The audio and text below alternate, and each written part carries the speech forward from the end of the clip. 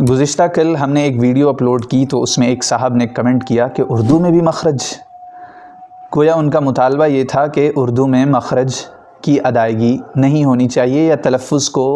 اتنے واضح طور پر ادا نہیں کیا جانا چاہیے۔ یہ بات صحیح ہے کہ اردو میں اس قدر الفاظ کی ادائیگی نہیں ہونی چاہیے جتنی عربی میں کی جاتی ہے، یعنی وہاں پر تلفظ میں تشدد ہوتا ہے، سختی ہوتی ہے، جتنا اچھے سے آپ اس میں حرف نکال سکیں اتنی اچھی آپ کی عربی سمجھی جاتی ہے۔ اردو میں ایسا معاملہ نہیں ہے، لیکن اس کے ساتھ ساتھ اردو میں ایسا بھی نہیں ہے کہ آپ اردو اس طرح بولیں کہ الف اور عین کا فرق مٹ جائے، یا اسی طرح آپ قاف اور کاف کا فرق مٹا دیں، یا اسی طرح کھا اور خا کا فرق مٹا دیں۔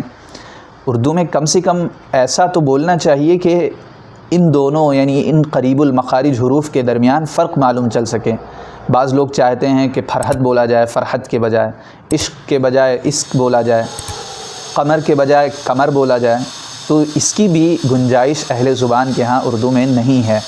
یقیناً تلفظ میں تشدد نہیں ہونا چاہیے، مگر اتنا تو لچک رکھیے کہ سننے میں زبان کانوں کو بھلی معلوم ہو، ایسا نہ ہو کہ ہمیں لگے کہ کوئی دیہاتی شخص اردو بول رہا ہے۔